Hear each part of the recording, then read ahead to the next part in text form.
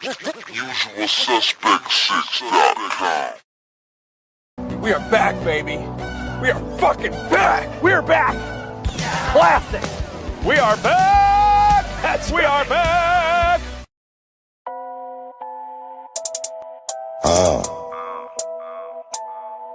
All right. Yeah. A nigga wake up before I even bake up. It's 100 on the floor for the take up. You niggas ain't us, you ain't us. Looking for Mark Jacobs, my bros got better. Time to get my cake up. You niggas hate us, cool. My people's hate us. Haney left jab, left Vegas. Grand Nagus. Feeding all you male betas. We the fly lions, cause we back to selling elevators. Self-made, cause the streets ain't really never made us. Who wanna tame us? We making them the most latest, the most haters. Oh, fella, your favorite. I dropped the visual just to entertain us. I'm living on the beat, you can hear the anguish. I write stupid, but nigga, the flow brainless. I comatose your folk, remain nameless. Me rusty, Jay still remain stainless. Spit your game, talk your shit. We are back. Open mic, US6 Sports and Entertainment Hub. I am KG, and I am with Dana Blizzak. What's up? Your favorite, your most hated R fella. Remember, this ain't your polished panel or your scripted debate. This these raw lines, raw voices, and raw opinions straight from the boxing trenches. In the dig. So hit that link that we're gonna put in the chat and step into that fire. Step into the lounge and grab the mic. You only get 3 minutes to talk your talk. Uncut, unfiltered, uninterrupted, and unapologetic. Break down your fight. Call out the BS. Defend and cape for your favorite fighter. Press your agenda. Remember, it's your mic, but understand, we as hosts might pull up as moderators to give you some smoke. But if you're scared, stay in the chat. If you're froggy, click on that goddamn link. The mic is open. KG, what it do? Hey, man. It's another damn paradise, man. Like I like to say, man. You know what I'm saying? We're here on Friday this week, man. We here on Friday, courtesy of our fella. Our fella said we need to damn see what people are percolating about on Fridays. You know what I'm saying? The people over in other regions, other countries. Mm-hmm. Y'all are partying. These are happy hours for y'all. You know what I'm saying? Y'all are midday heading into y'all evening. What is going on? You know what I'm saying? And we got quite a bit to talk about. Some of the stuff didn't make the menu because the chef special got a damn secret menu of some items that we'll be discussing today. So, man, I hope y'all ready. And anybody that like you said, man, if y'all want that smoke, man, or if y'all just want to come get some shit off and it makes sense, bro, come get it. Come and get it, because this is where you need to be, man. The open mic is the spot. And I'm glad our fella has put this together, man, because, bro, y'all hear the beat, man. It's so melodic, man. Come on in here, you know what I'm saying, and spit your shit. You got 3 minutes. Come correct me, because I know people that damn don't think I'm right when I say some of the things that I say. Come tell me I'm wrong. Come prove to me I'm wrong. Got 3 minutes. I'll tell you what you wrong about. Uh-oh. I don't know how I ain't got no wrench, so I can't share the link. Put it in the chat. Yeah, I don't know. You know what I mean? But all I do know is that's some wrong ass shit, my nigga. Get a co-host a wrench. Like, you know what I mean? Share the link. Put it in the goddamn chat for the people. I got you, baby. Give me a minute. Give me a minute. I got you. Yeah, I mean, but as a good doctor corrects the wrench situation, let me go through tonight's topics. I mean, that's on the menu for this evening. We gonna be talking about, or y'all are gonna be talking about, the American face of boxing. Yes, the American face of boxing. Who is it to you? You know what I mean? Elaborate. Who is that face that's carrying the torch? Now that Sir Budrick the Great, Terrence Crawford, has retired. Now that we've had back-to-back successful showings on Netflix from Jake Paul, is he the face of boxing? We gonna definitely go back and forth and discuss about that on tonight's menu. We also got the face of heavyweight boxing. Yes, the face of heavyweight boxing. Is there a clear-cut face that's holding down the division, that moves the needle, that creates viral moments? Because yes, Alexander Usyk might be the best heavyweight in the world right now, but does he move the needle? Is Usyk the face of heavyweight boxing? That's arguable. I would like the people from all around the world that are listening in to pull up to the lounge and grab the mic and let us know who you think the face of heavyweight boxing is. We're going to tell you ours in just a few. We also got on tonight's menu, KG, and ladies and gentlemen, the pound for pound list.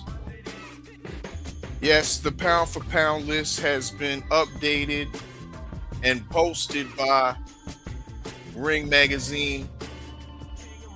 A lot of boxing fans are in an uproar due to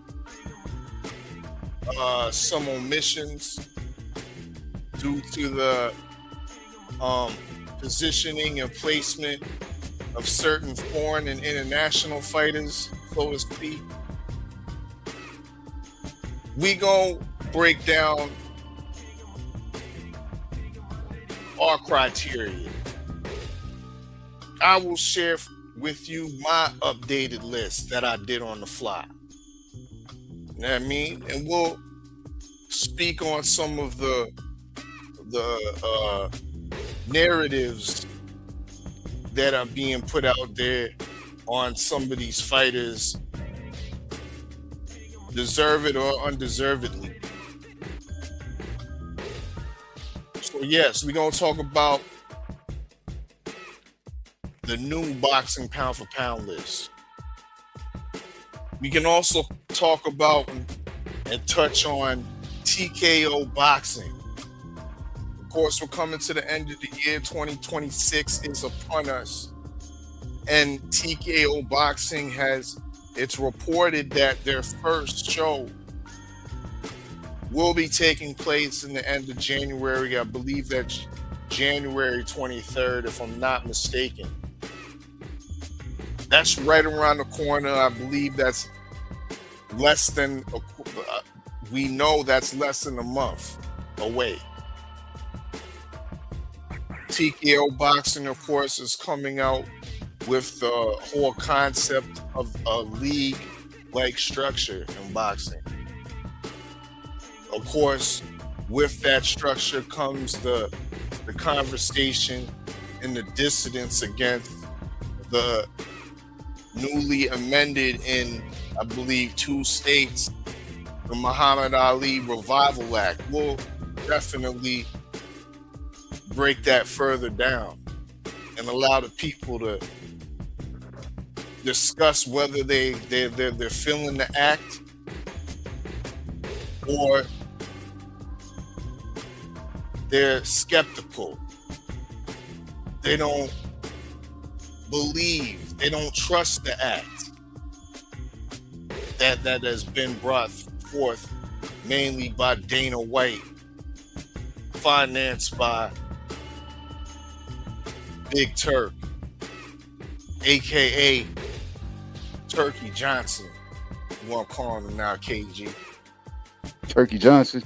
Yeah, Turkey Johnson. Yeah. You know that nigga Turkey Johnson, he done brought boxing back, nigga. Yeah.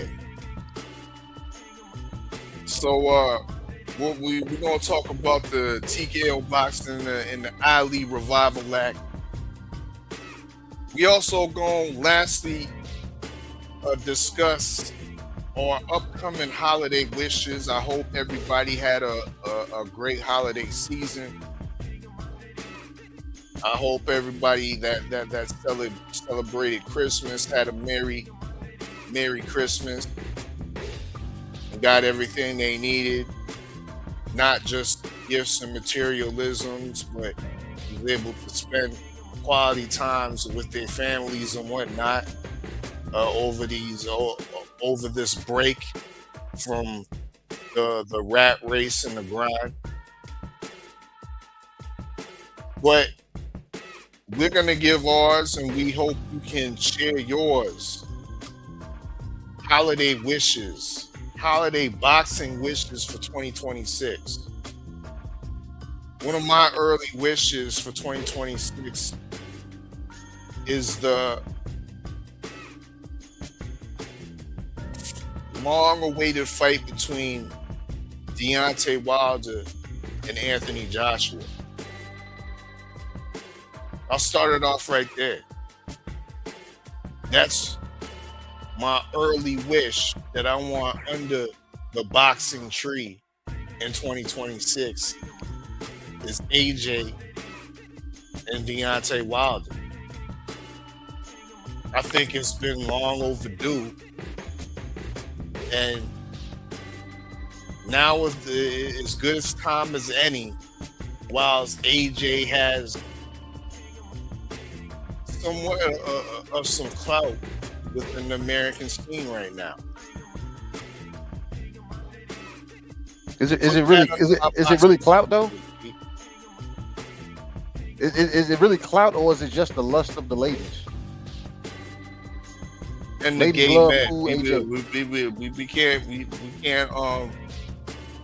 forget about, because that's been eye opening to me.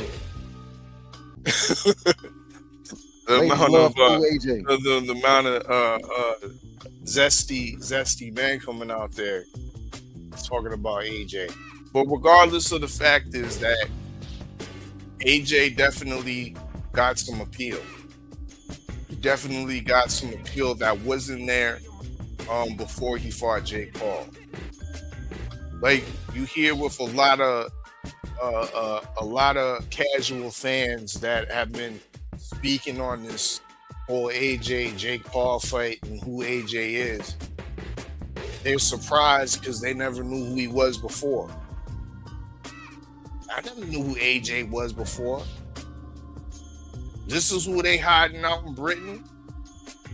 That's what you hear from all these ladies, bro. Yeah.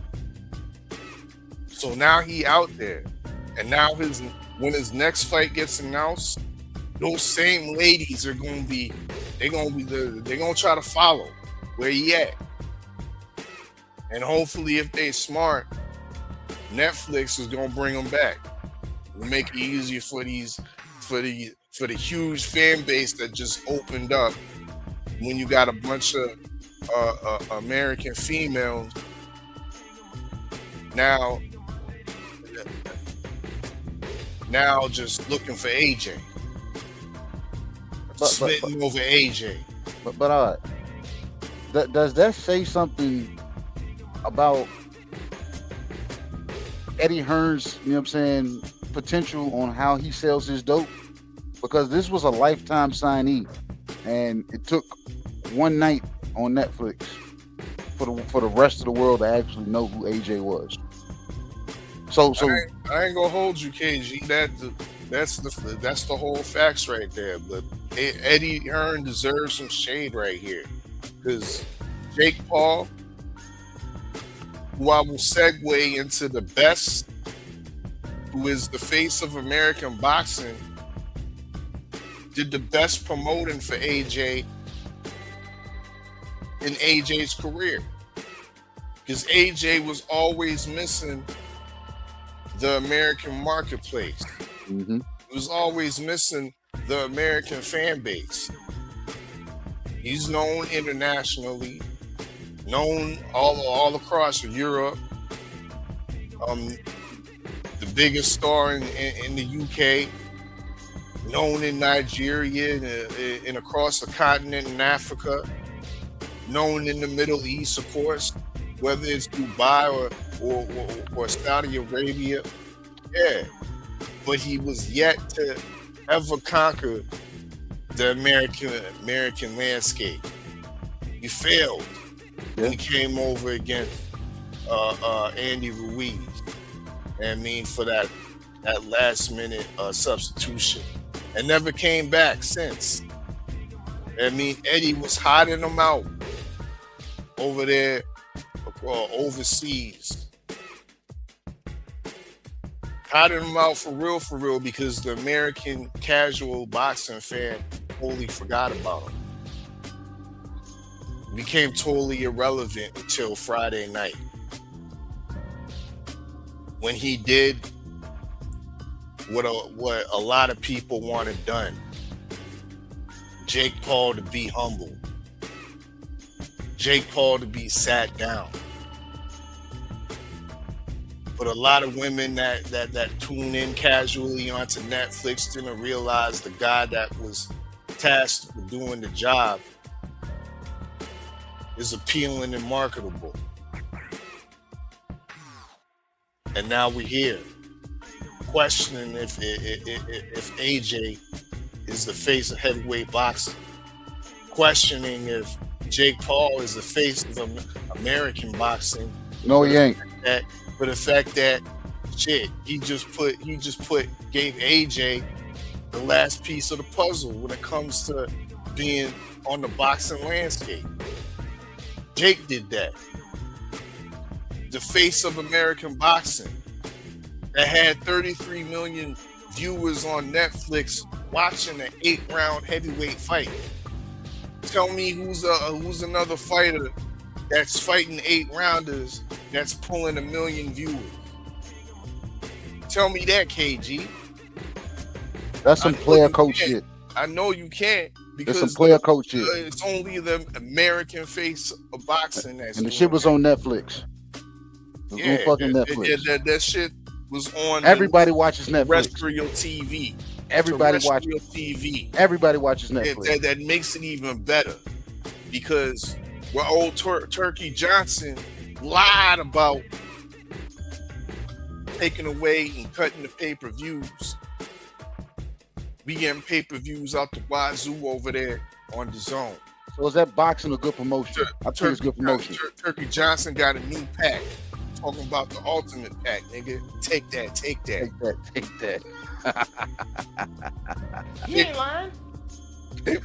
Jake Paul giving us the real, you know what I mean? Giving us the real, all these dope championship unified ladies, female fights. We get in the new prospects that we never heard of from USA Boxing. Huh? All on subscription price, $15 a month, Canadian, nigga. So what that? $11.99 American? What's that? You know what I mean? Come on now. You know how many devices you put it on. You know what I mean? Yeah. That's not the face of boxing. That is great promotion. That is damn good promotion. I gotta take my hat off, and I don't even wear hats. Great damn promotion, all right. If you build it, they will come. But the face of boxing, no. The face of boxing can't be seen on his knees more than he's landing or throwing punches. The face of boxing can't be on his bicycle in a damn over-exaggerated size damn ring that traditional boxers don't fight in. You know what I'm saying? You can't do that. You can't damn backpedal and be on your bike. That is worse than Aristotle Laura when he fought Canelo. That is worse than Uzma when he fought Canelo. That is worse than any damn thing that people consider running that Devin Haney does, or anything that Shakur Stevenson does. They already look at Americans in that light that we are runners. You're fine with that staple as being something as an accolade and says, hey, he's the face of boxing because he checks off all the boxes that we do or we're seen as American fighters. We're runners. We put on the circus. We care about the bag more than the legacy. Is that what you want as the face? No. But promotion-wise, I will spend every dime in my pocket if I was damn able to be at these fights. Because the promotion, the production is all top tier. And the promoter himself comes around during the event and gives out bonuses. Here's a Rolex. Here's this. Bro, you can't knock that. But as far as the face of boxing, no, sir. He fighting. Yeah, player coach. He in the ring. It's called player coaching. He in the main event. Yeah. He ain't player coaching on the co-main. He's not gonna put himself on the co-main because that's narcissism that's there. I still have to put myself first. Because he's the face of boxing. He's not. The face, you know what I mean? He sells the tickets. When you self-proclaim and give yourself own nicknames, and no, nobody gives you that credit. This stuff gets earned. And as we speak right now, you on the other side of the damn border, telling America who the face of American boxing is. Yeah. Come on, champ. Yeah, that's why I need my peoples to call up, pull up, you know what I mean, to the lounge and take that mic and put me in my place. How you gonna have this Canadian out here telling you who your face is? Yeah. You know what I mean? But I ain't lying though. That's your face. Nah, it's Jake Paul. Face of promotions, man. The proof is in the pudding right there. The proof is in the Nestle pudding, my nigga. Fella, I feel you, bro. But Jake Paul is gonna move mountains when it comes to promotional status in American boxing. He's gonna, like I said, he's gonna check off those boxes, and I think you're gonna see it, and you're gonna be like, know what? It was more so a thrill factor for him to get in the ring. Can I do this? Can I do that? No, you're not the face though. I don't even think he'll call himself the face. He the face, you know what I mean? No. He that real American. That's why he came in with that Hulkamania outfit, you know what I mean? He the face. That's why he got that face parlayed him into multiple platform deals, right? You know what I mean? Because not only does he have Netflix for his biggest occasions, he also has the Zone for all his other fighters and his lower scale type of cards, right? You know what I mean? Okay. Now, we also can't take away from his heavy social media presence. Heavy social media presence, whether it's on Instagram, whether it's on TikTok and all that bullshit. The motherfucker has been using AI for everything and getting his face out there all across the world. You know what I mean? All across the world now, motherfuckers are knowing who Jake Paul is because of his clever use of AI technology and his constant posting and influencing on social media platforms, bro. That shit sounds like promotion to me. Promotion. Yeah, promotion of the face of American boxing. That's what it is, you know what I mean? It's great promotion. And speaking of being the face of American boxing, he also partnered with USA Boxing, aka American Boxing, KG. Ain't those your people? USA Boxing? Partnered in what sense? Partnering in the sense he's gonna provide gloves or something? No, he's not providing gloves. He will be regularly training with USA Boxing. He'll be regularly giving pep talks and motivational speaks to USA Boxing, be donating and adding extra financial assistance to infuse USA Boxing. He's not fighting, right? Look, see the kids that are coming up, they be on the phone, on the tablet, and all that shit the same way. He's not fighting, is he? On that TikTok, on that Instagram and shit, and they be seeing this shit. They be seeing Jake Paul the same way. He's not fighting, right? Now Jake Paul is in the same space, so now they're getting to see a so-called star, a so-called American face of boxing right there, so they can be the next American face. Yeah, they can be the next American face, KG. That's why Jake Paul, the American face, has partnered with USA Boxing. So you telling me he's holding business literacy seminars? He's not fighting, right? Not fighting, right? He fighting. Fighting where? As a professional, right? He fighting as a professional, and there's even interest. There's not confirmation. There's interest that Jake Paul may try to be involved in the next Olympics that's in LA, that will be held in LA, the Summer Olympics. Jake Paul won't make it out of the first tournament. He wouldn't make it out of the first tournament, bro. Because even if he doesn't make it out of the first tournament, it'll be inspiring for the kids to see him do that.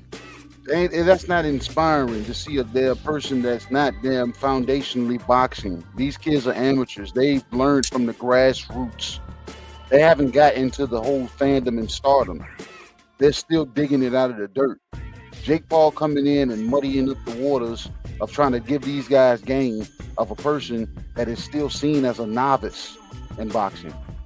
And these kids in the amateur circuit will run circles around this guy. You got guys, you know what I'm saying? They'll take Jake Paul in these tournaments and use him as a staple, and you'll see Jake Paul get knocked out again. Because you have real live dogs in the amateurs.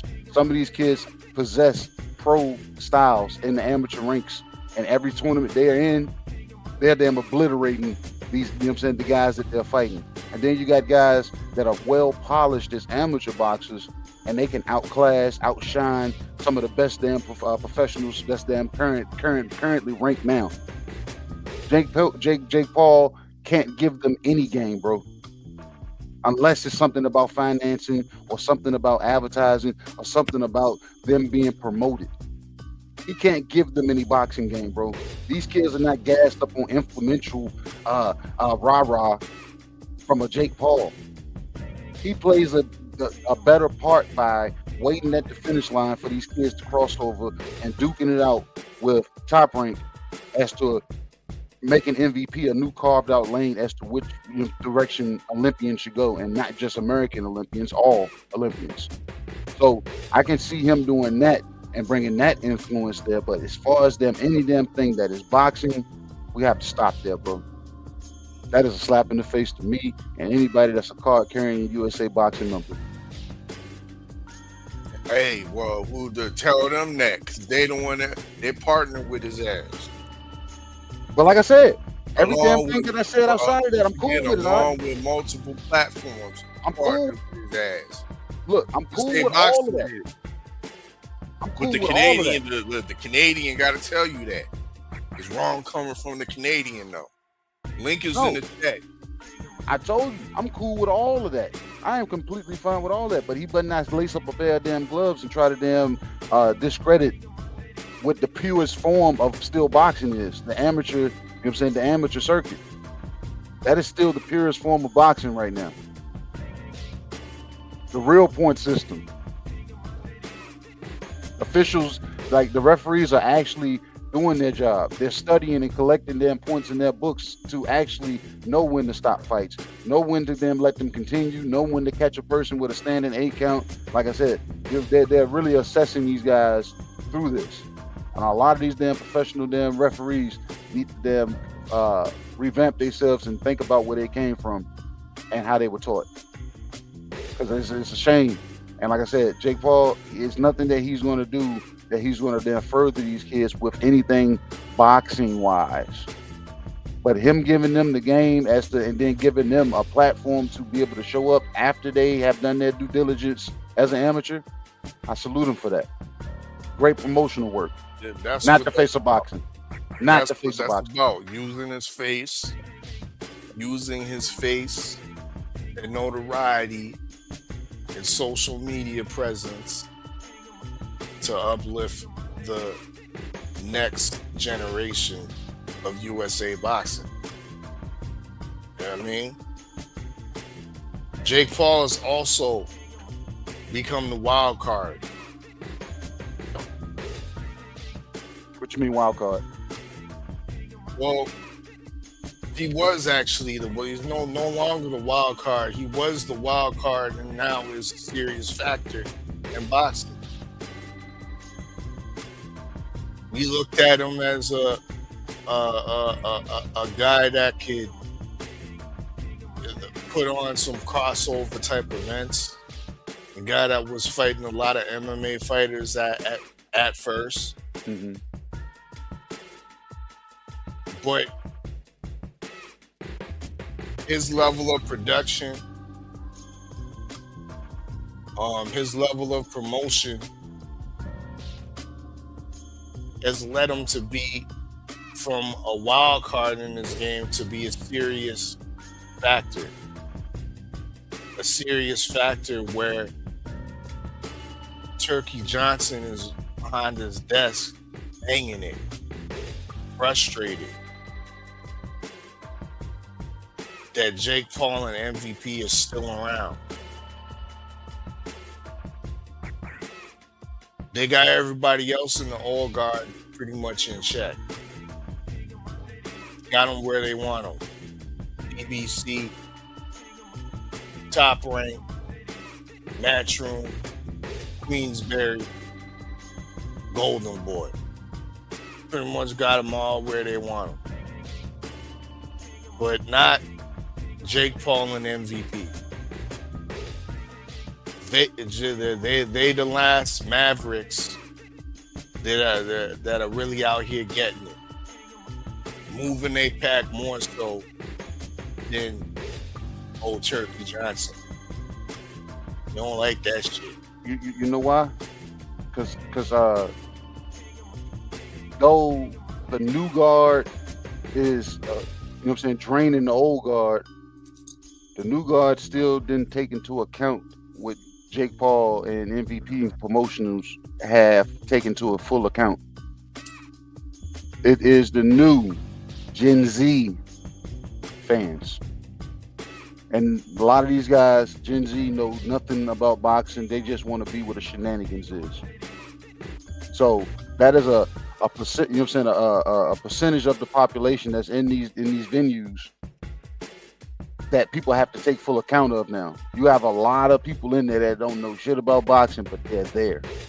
Because, like I said, Jake Paul has gone through the rigors of putting himself in the lane that he's in.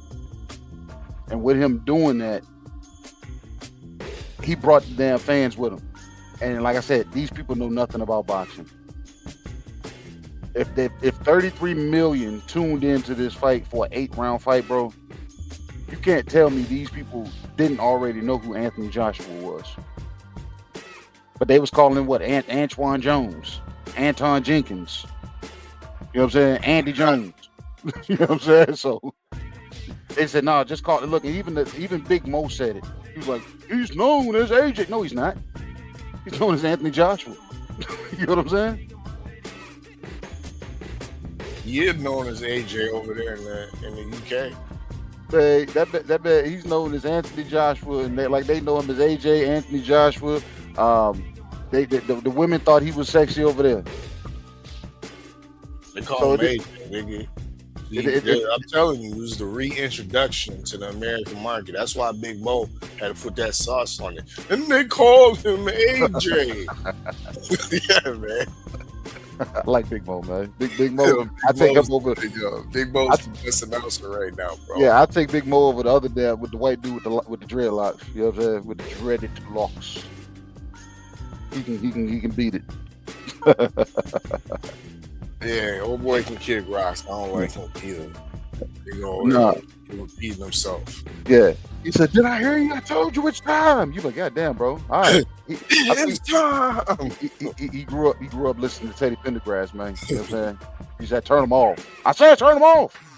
Turn off the goddamn lights. But nah, man, AJ.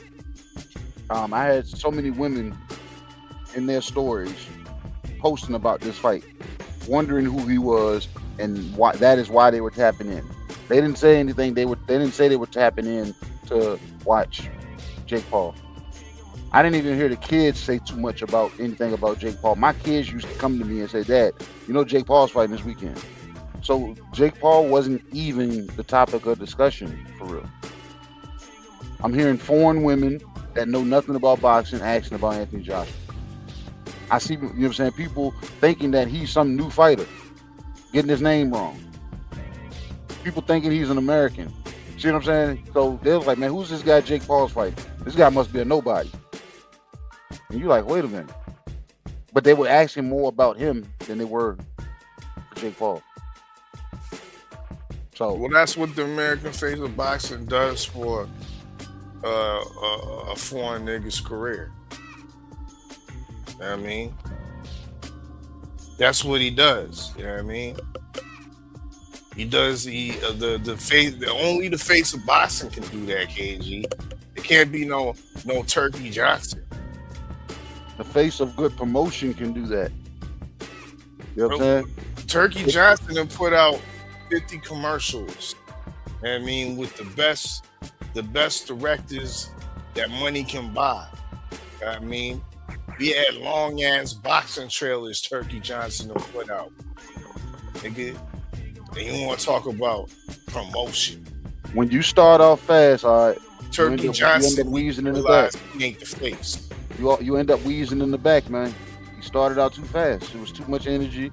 We and us as the fans, we were looking for the consistency for him to maintain that. And as soon as those commercials started to fade, that's when we started hearing the damn murmurings and mutters about pay-per-view not stopping and people looking to have to pay for ultimate superior supreme premium packages. You know what I'm saying? That's, like I said, we were wondering when it was going to fall through. The thing is, Jake Paul, being a great promoter that he is, coming up through the social media, you know what I'm saying, being on camera. So you're saying he's the face of social media? Because he's been out since he was a kid. So is he's just the face of everything because he touched boxing, that makes him the face of boxing? No, the man is a marketing. He's a marketing machine. Boxing right now, bro. He's a marketing machine. He knows how to market. He knows how to promote. That ain't got shit to do with his boxing. This dude could have chose not to step foot in the ring ever. And if he had damn grabbed boxing the way he has and monopolized women boxing, I think he was gonna do the same thing. But he's a thrill seeker. If he had better ankles, that Tom and Jerry boxer could have worked out for him. Nah, because he was still getting tired. The gas tank was still depleting. He said that himself. But you need to go work with Kenny Porter then, nigga. You know what I mean? Get on that snack pack. But the man is a marketing. I don't want to say genius because it's like we've seen folds of this take place, and I've said this before. I said more people should have took notes. He paid attention to the transition of Pretty Boy to Money, and he actually looked at it from the outside of it, saying, "Know what? Smarter, not harder. Be more efficient than I am this. If I talk loud enough." He came up watching WWE. Like I said. That whole, if I'm loud enough, people are going to look. And then if I'm that much loud, it's going to be people wanting me to shut the fuck up. And if I don't shut up, people are going to start paying more. So he put himself in that position that people are paying to see him lose, he's not the face. They're paying to see him get hurt. People paid for this fight to hope AJ, you know what I'm saying, knocked his head off his shoulders. They were looking to pay to hope to see Tank did the same thing. Nothing about this is to see Jake Paul win. Nobody's cheering for him to prevail. I didn't hear anybody say, you know what I'm saying, with a confident chest, Jake Paul is going to do this. He's going to do that. No, nobody broke down a game plan. Nothing educated that says Jake Paul can do this. This is nothing about his boxing acumen, bro, at all. It's the fact that he knows how to market, and he puts himself in a position to sell. And the shit is selling, but that not as the face of boxing, because he has too many great. He's starting to do it even more, put better bouts on these cards. So regardless of his portion as a circus, we still get great boxing on that card. That is great promotions, bro. Damn good promotions. And how is he doing it though, bro? Is he not using his face? He's using the money that he already has, and he's damn footing the bill for everything. Is he not using his face and his body within the boxing ring to? He doesn't have to. That's what I'm trying to tell you. Further, he doesn't have to. You saying he doesn't have to, but ain't that what he's been doing? He's chosen to do it. That doesn't make you the face. But that's like what I said, he's been doing. So you can't take that away, bro. He's trying to give himself his own nickname. That's what he's doing. And it's not working because people still don't respect it, but they appreciate the promotional, you know what I'm saying, work that he does and the type of fights that he's putting on and the ones that he's willing to put on if he can get people to sign contracts. He just signed Caroline Dubois and he put the fire to them at Alicia Baumgartner saying, let's get the contracts. He's already looking to make, see what I'm saying? That is great promotions right there. That had nothing to do with him boxing there. And why is Alicia Baumgartner, whole sweet thing, saying that she the face of female boxing all of a sudden? Why is that? Because she says she a big dog. She Carissa Jr. now. Why she say she a big dog? Because is she in a big house now? Because yeah, she's in a big house now, and that type of talk. With a big face representing American boxing cage. And that type of talk gets up under Carissa Shields' skin. So it's more so a play in that direction. Trust and believe, man. Sweet Stink don't go out there with the riz that she got for no reason. She's doing it because she know how spiteful she can be, just like the quote can be. Trust and believe it, man. She wasn't doing that over there with Matchroom. Because Eddie told her to shut the fuck up. She with the face now. She can be the face of women's boxing right now because Amanda Serrano is about to be aged out and sent off to a damn greener pastures. So she can say that. She's put on big fights. She showed and performed. She just fought in a 3-round fight, 12-round fight this past weekend. So yeah, she's gonna say that. She's the big dog, remember? And the thing is, she won't just talking like that just because she's over with Jake Paul. She's always had a damn sassy mouth on her. You just got Netflix to damn fuel it now. And like I said, everybody watches Netflix, bro. Christians, Mormons, you know what I'm saying? Tree huggers. You know what I'm saying? People that love documentaries, kids, old folks. You know what I'm saying? Dogs and, you know what I'm saying? Cheering and babies, cats and dogs. Yeah. Everybody watches it. You right. Basically sold off of the work in the face of Jake Paul. The promotional damn machine. The promotional machine. Phenomenal promotion, bro. Like I said, if I wore hats, I'd take my hat off and say salute to you.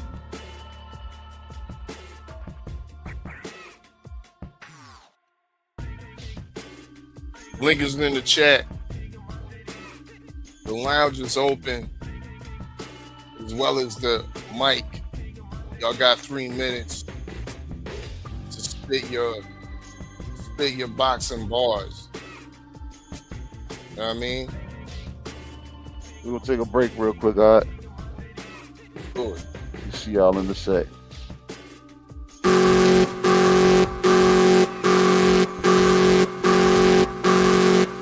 When the usual suspects come together, the people say, we form Voltron.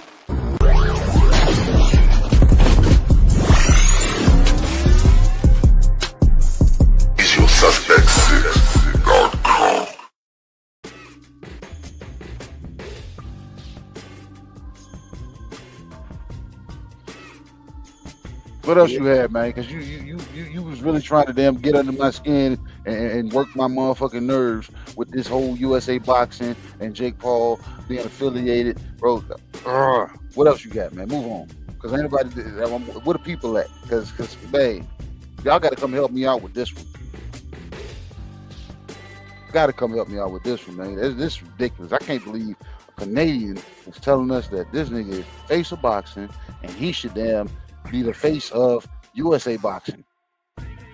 Damn. God damn. Yes, indeed, boxing. He got me growling in this bitch.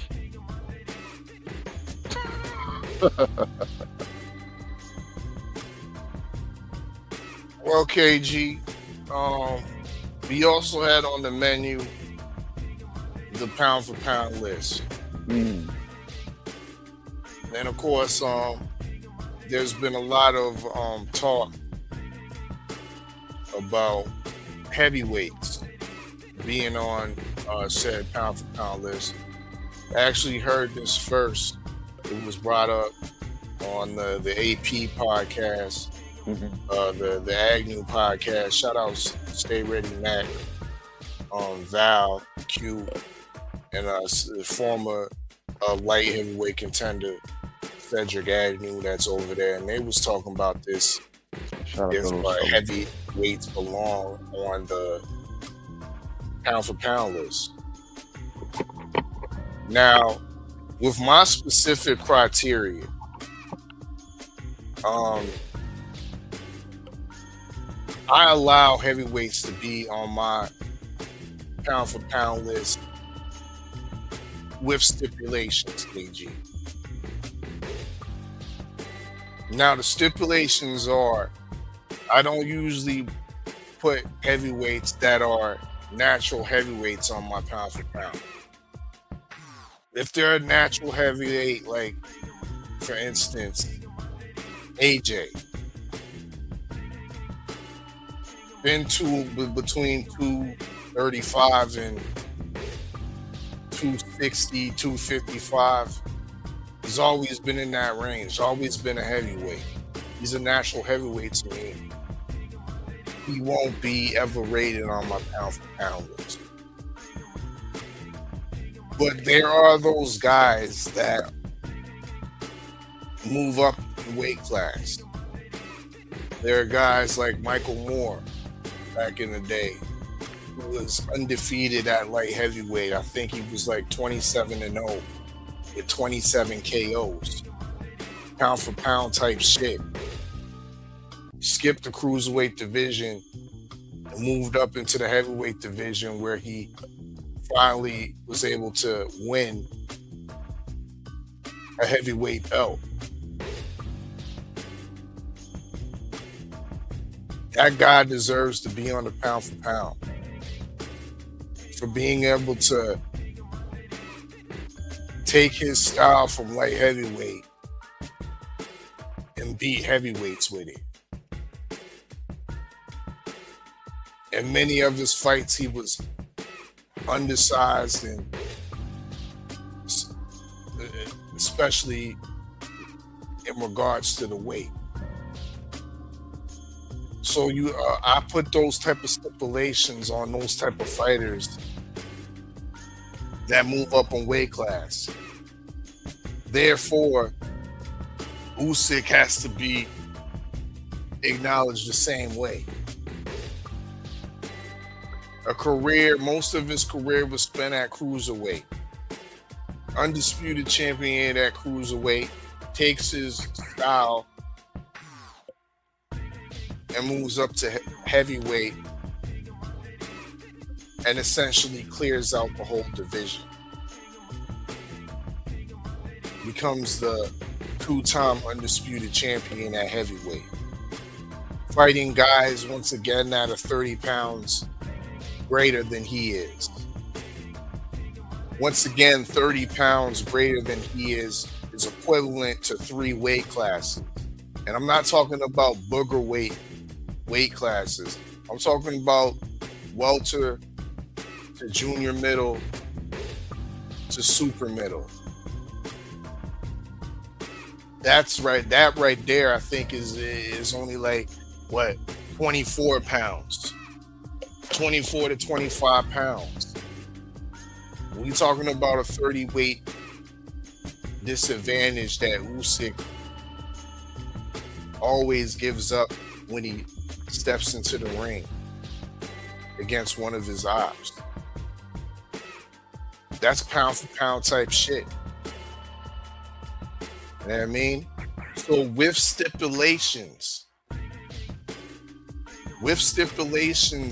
do I agree that a heavyweight should be noted on the pound for pound list? Shame on all those folks that been saying that it just started. All of a sudden, niggas start putting heavyweights on their pound for pound. And that's just not the truth. That's just not the truth, because you've had Mike Tyson on the pound for pound list, on Ring's pound for pound list, Larry Holmes. And the kicker to me is Roy Jones Jr. Light heavyweight champion, unified champion at light heavyweight, skips cruiserweight to fight John Ruiz for his WBA belt, clinically washes John Ruiz, and he was exalted as the #1 pound for pound. He ain't lying. Should he have been taken off the pound for pound list because he was then a heavyweight champion? Nah, they didn't do that.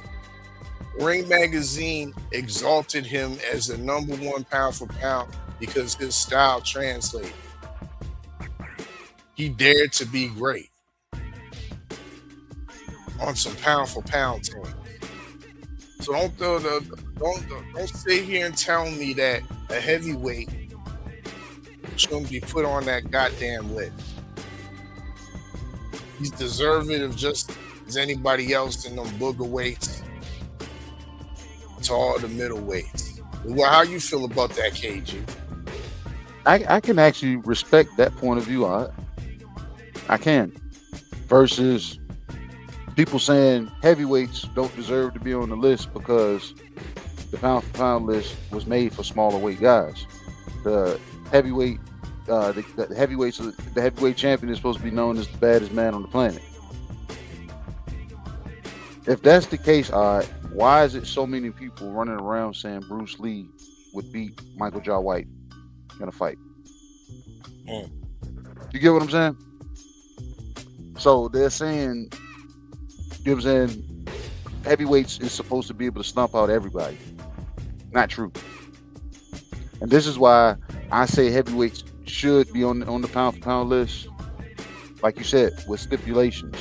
I like that cruiserweight, that you travel to that direction, to that destination. I can understand that. I respect that. But me, do you possess the skills? Is your skill set transferable? Is your skill set transferable? Like, say for instance, like if anybody listens to Bullshit on the Beltway an hour and some change ago, host Cadillac Red was speaking to the sense of Deontay Wilder being on the pound for pound list and him fighting guys 30 and 40 pounds heavier than him. My thing is, how would his style translate to smaller weights? Because the heavyweights are more so known to be big and burly. Their punches have a lot of thud and a lot of, oomph to them. So it's not a lot of flush square punches landed. It's a lot of blunt punches landed. Punches landed, hitting the arms. Guys hitting gloves hard enough to knocking guys out. I understand that. But now if you take that said person and you take them to a smaller division with their skill set, will that devastating right hand translate to a smaller weight where those guys are slipperier? They're slicker. They study the fundamentals of boxing that much more because they know they have to be more precise with their punches. So does that right hand that we know that, you know what I'm saying, Deontay Wilder is known for, does that translate to other divisions? And how long does the streak go? Does he go 40-0 at 140 pounds, 147 pounds, 154 pounds? Does he go 40-0 with just that right hand? I don't think so. You know what I'm saying? So it all depends on the person's skill set. What skills do they possess? What is their style? Does their style beat people? Like when they had Larry Holmes during that time, and people still talk about it to this day, one of the best jabs on the planet. Light on his feet, able to move around. The punches were stiff, but the man could still box you. You get what I'm saying? Somebody that I see in that light fella, and I'm talking about if he was in his prime. And this is different eras of heavyweights. Lennox Lewis probably could have set foot in just about any one of those eras. You get what I'm saying? Because of the skill set. Look at the way Lennox Lewis fought, and you make him a smaller fighter. That is a dangerous damn person you're going to have to deal with. Because the man could box and he could fight from range, could fight. He had devastating hooks, uppercuts. The man could punch, he could fight, he could scrap. He was physically strong. Now you take that and you put that in a smaller frame, you're going to get the same damn, you know what I'm saying, results. You're going to get the same fits that people will have to deal with. So I'm saying heavyweights can be on it because you got to damn separate from you looking at a guy, oh, he's 6'5", 280. Separate that. What is his skill set built on? You know what I'm saying? We got Joseph Parker, the man that is known for going 12 rounds. Heavyweights aren't known for going 12 rounds. So that style would translate into smaller weights because smaller weight guys, they're not necessarily, everybody's not punchers. But they can outclass you enough, or they can stay inside your chest enough and smother you enough, and you know what I'm saying, and make you uncomfortable because of the style. That's what I've always tried to stress to people. It's not, I don't care about that person's size. Look at that skill set. I said this about Tyson Fury. He's not on my pound for pound list. He was one of my top heavyweights when he was up there, but at the same time, take Tyson Fury and put him in any other division, but the stipulation, he would have to be the one of the biggest people at that weight class. So if he was at 122 pounds, he would have to be the bigger version of 122 pounds to be able for his style to hold frame. So like I said, it's a lot of, you know what I'm saying, variables that you have to look at instead of just looking at the size of the man. That's like discrediting the skill set of the man. What is this man working on in the gym? You think he's just working on being tall and big? No. You have to damn be polished. That's how you separate yourself from the damn average Joes that's in the damn streets that's just throwing damn crazy ass punches and thinking that's fighting. You know what I'm saying? So it's, like I said, I felt the way you said that, a lot of people won't even look at it like that. And majority of people won't, you know what I'm saying, cater to what I'm saying. Because I don't know what they look at. I think they just look at fighting, and you know me, I try to look at boxing. And if you possess a certain skill, and I see it translating, bro, that's a dangerous guy. Bam Rodriguez, his skill set translates all the way up the ladder. You see what I'm saying? Lomachenko, though he had a nice style, does not translate to heavyweight. A heavyweight is not going to move like that. You're going to be Chris Bird, and you remember what happened to Chris Bird on the way out. Fast Eddie Chambers. You know what I'm saying? That's who you get at heavyweight. You can't pity pat heavyweights. That's one thing you can't do. Well, see, that's why when I determine my pound for pounds and what fighters are on the list, it can't just be skills. Because you'll bring up guys like Fast Eddie Chambers, who had a great skill set at heavyweight, that probably would translate to the lower weight classes is probably even better. True. Yep, better at the lighter weights. But And man, Chris Bird. At that, but when he tried to drop down a weight, he got washed. But he was a little bit too old at that time. And Skeletorish. You can say that as well. But when it comes to my pound for pound, here are some of my criteria, KG. I put credence into the accolades of the fighter. You know what I mean?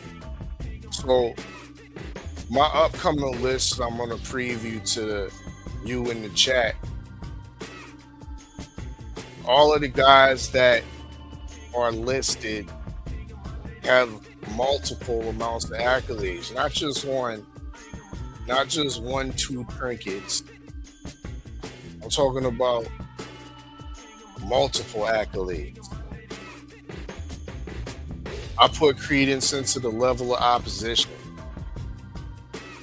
Pound for pound fighters can't just be fighting low-level mandatories, guys we've never really heard of before that don't have former championships under their belt. Pound for pound talents have to be fighting a higher level of opposition. So once again, I put level of ops as one of my criteria. I also put credence into the activity, KG.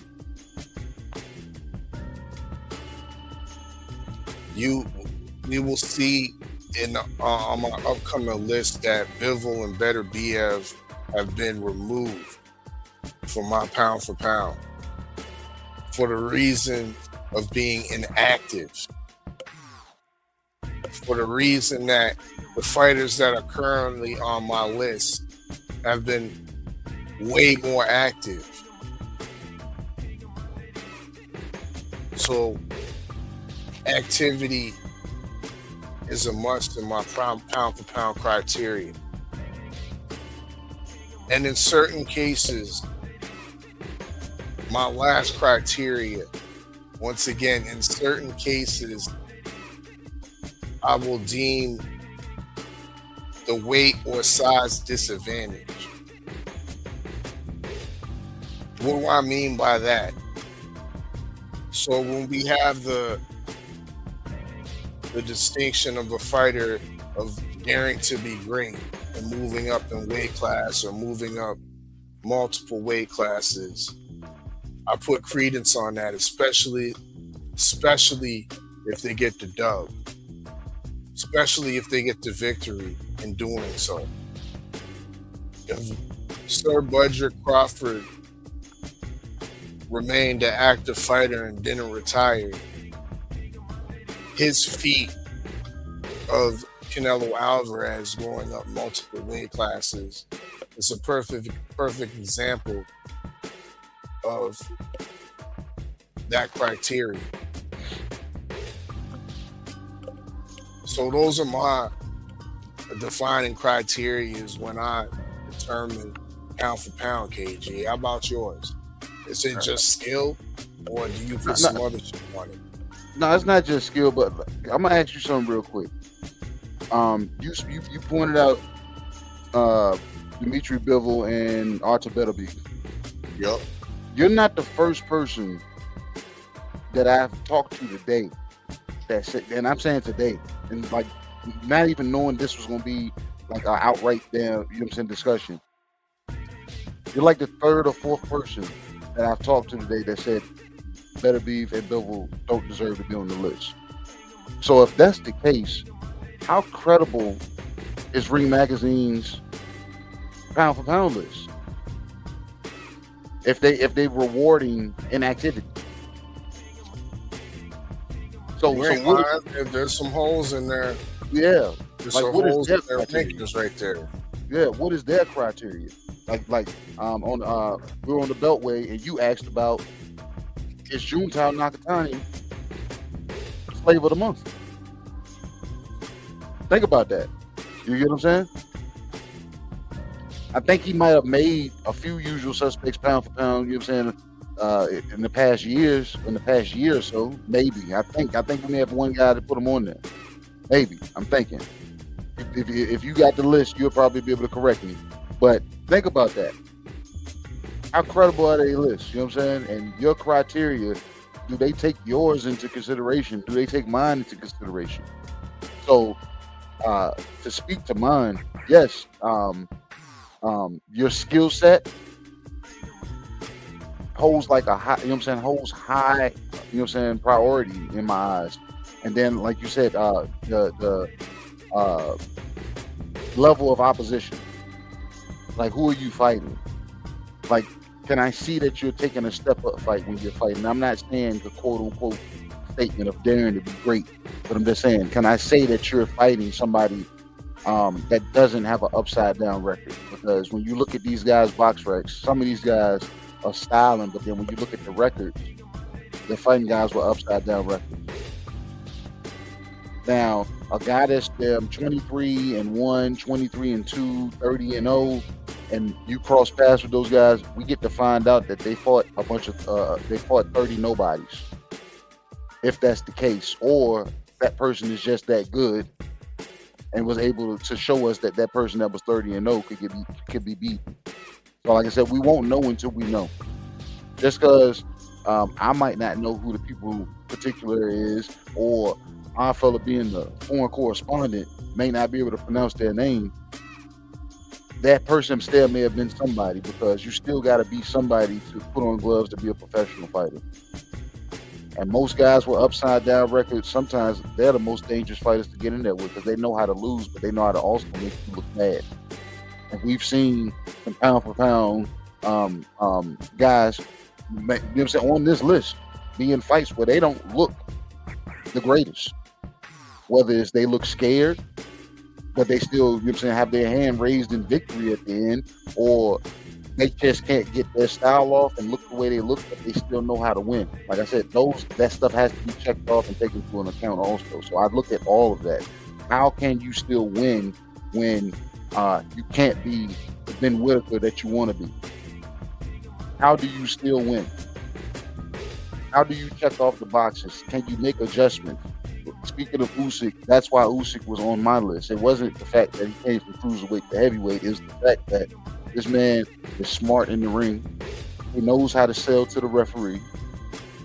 He knows how to make adjustments on the fly, which makes it easier for who's your trainer in your corner, because all you did was put a comma there, and that trainer gets to insert the rest to say, you know what, all you have to do is this.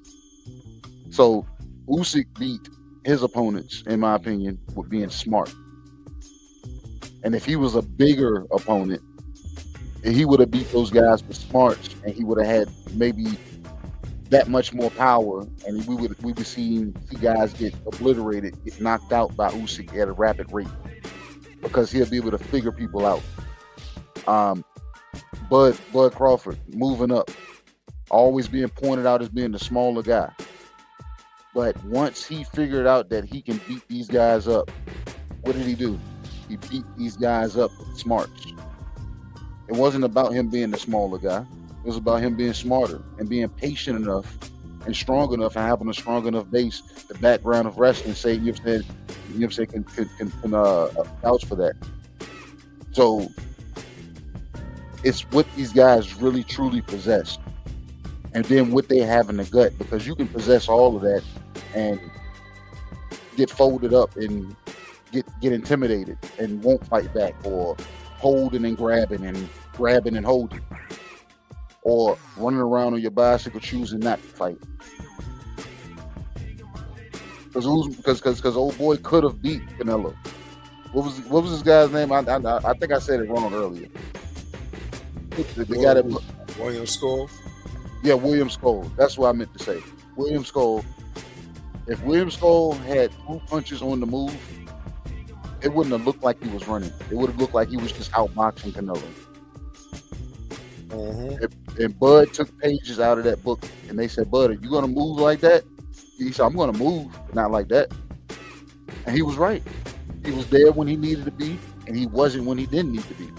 So like I said, I think it falls down on the skill set of the man, the smarts of the man, knowing when to pull the trigger on certain punches, knowing when to box, knowing when to fight, knowing when to make adjustments, knowing how to be composed in yourself. So it's like I look at all of that. And I've seen some of these guys that possess those boxes that we check off, but they only look like that against guys smaller than them. Anytime they're fighting somebody their size or bigger, they may not look as confident. They may not look as poised. But how do they win? Do they know how to win? So I got to take that into consideration also. Do you know how to win? You know something odd? We've been asking for people to hit this damn link, and then somebody just hit the link. Oh yeah? Yeah. Let's see Well, what we get. you can remain anonymous. If not, you know what I mean, state your name and proceed with your bars. Welcome. We got. Hey man, it's the young lion, man. 503, man. What's up, fellas? What's going on, champ? How you doing, man? Texas dripping. There you go. What you got? Yeah. Yeah, okay. Let's get it. Yeah, man. I'm late to the open mic session. You know what I'm saying?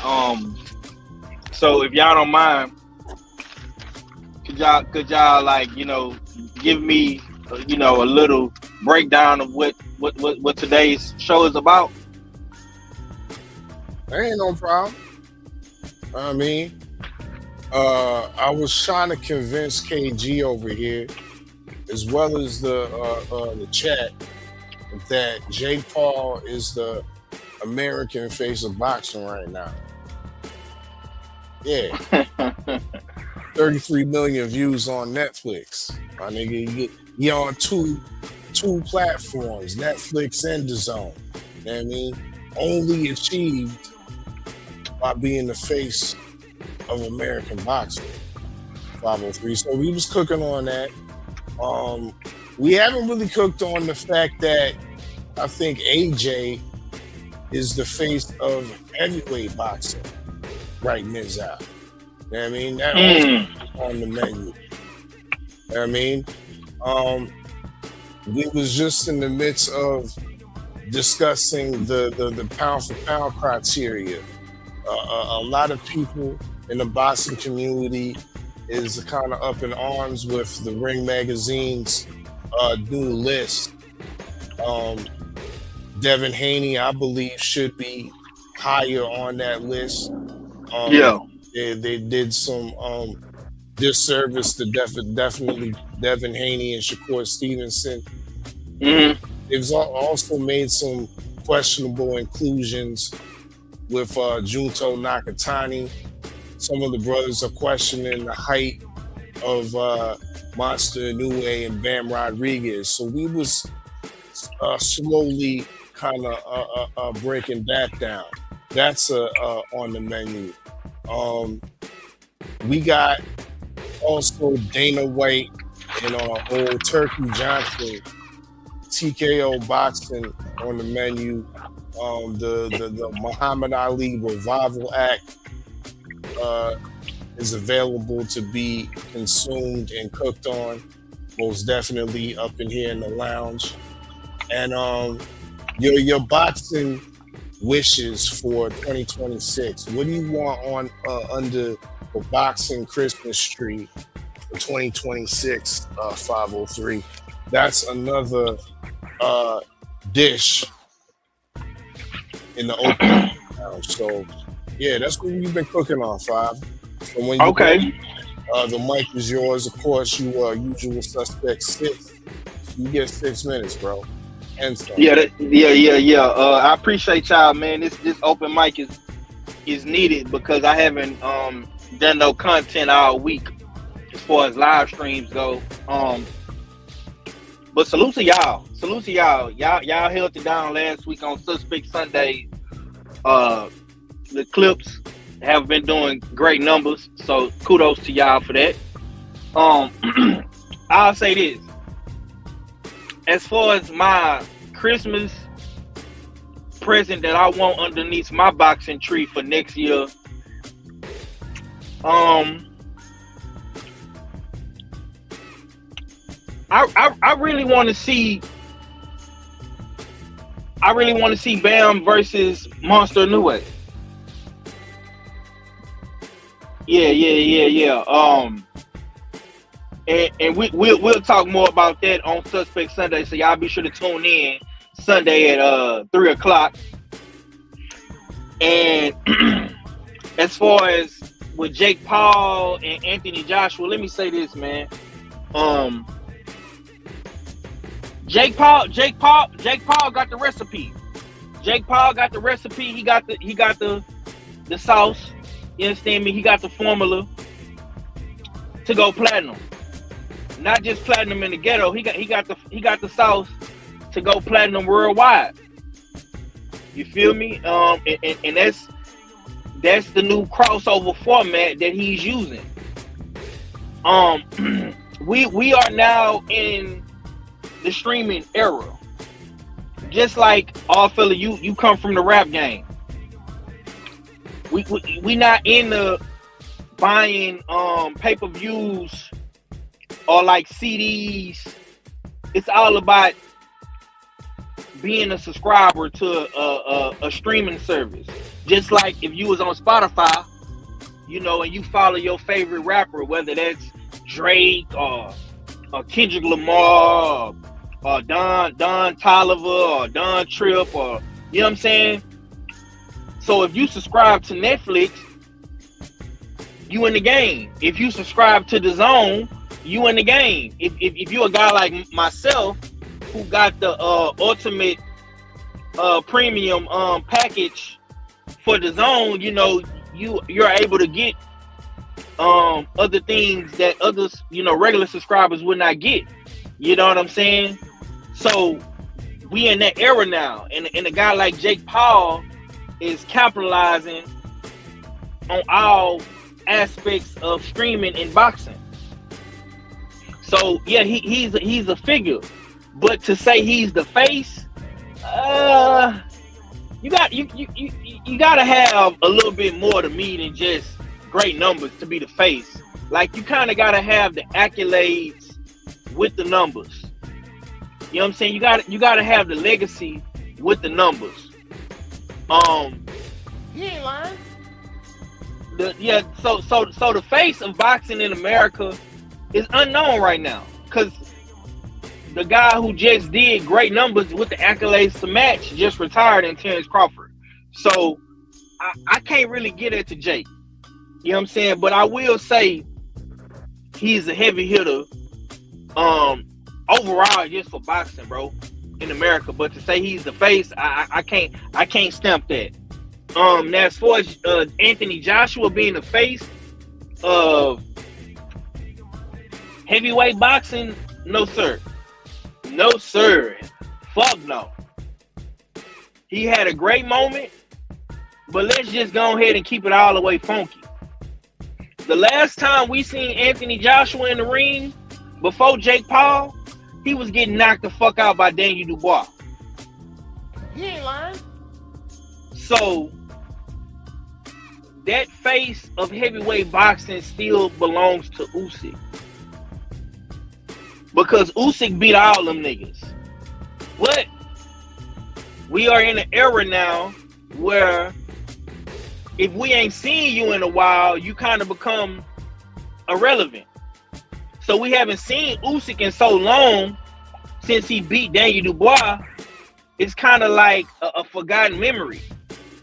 But I still got to give that card to Usyk until somebody takes him off the map or he retires.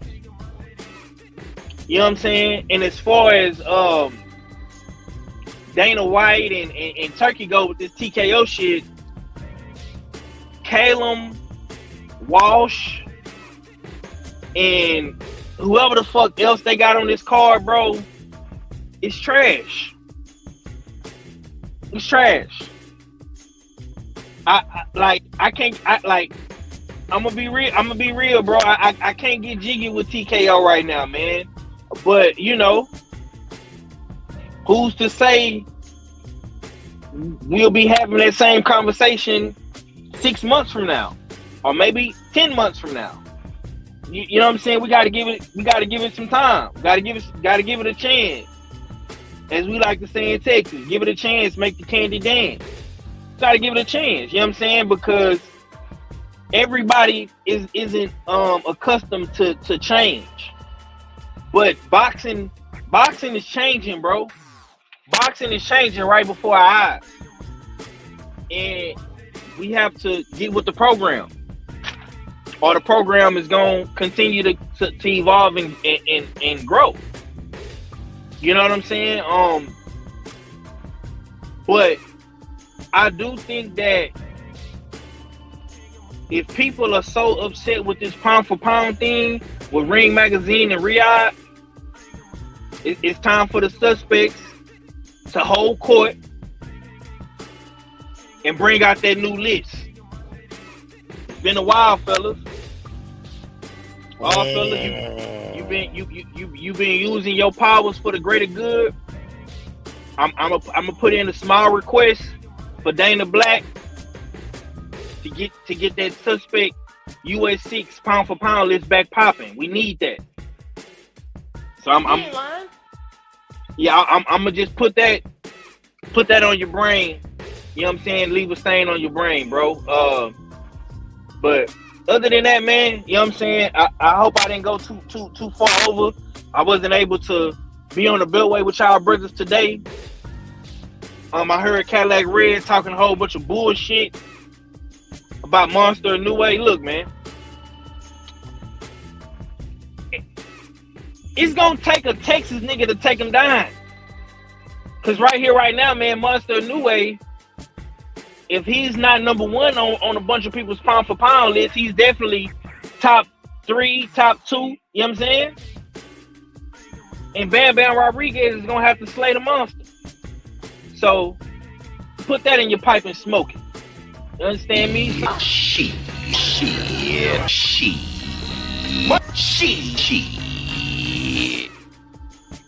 Yeah. It is what it is, man. But on that note, man, I'm gonna let somebody else get on the mic, man. I appreciate y'all, brothers. Y'all be sure to tune in. Usual Suspect Sunday. This Sunday, man, we're gonna be chopping it up once again.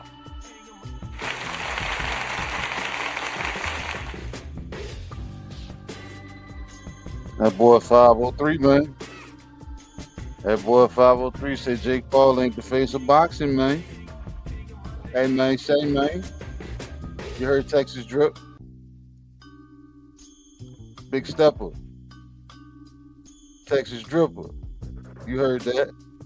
What you got, all right? That motherfucker said he ain't the face of boxing. He's a damn necessary emotional machine in boxing.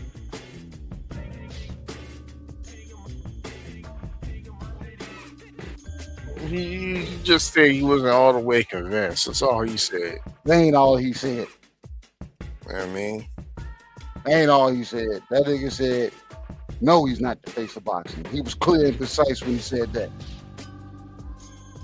Nah, he was clear and precise by saying that AJ is not the face of heavyweight boxing. That's what he said. He said that too. But Jake Paul ain't. He said, we don't have a face of boxing in America. He just didn't want to give it up. Give it up to the white boy. A bullshit. A bullshit. A bullshit. A bullshit. You know what wasn't bullshit though? Is that the US6 need to redo our pound for pound list. You ain't lying. Yeah, I'm one step ahead of you, 5. Because I've already have conducted my list. However, it might be subject to change if there's a massive, epic, enormous upset this morning by Monster New Way. So as such, my pound for pound list. Now we do top six over here. I ain't gonna give you the 10, 8, 9, 7, nothing like that. I don't care. I only care about the top 6. We the US6. You the dig? So my 6 recognized pound for pound fighter is Shakur Stevenson. Shakur Stevenson rounds out my last entry. You know what I mean? Of course, he's a 3-time or 3 divisional champ, been unified in 1. Level of opposition is pretty decent, and as of late, he has been active. He fought 2 times this year, which makes the cut. He clinically defeats his opponents. I don't remember too many fights where there's his oppositions are banking rounds on Shakur Stevenson. So he definitely the level of the fashion of how he's dispatching and beating his opponents is definitely on a high rate. He's my number 6.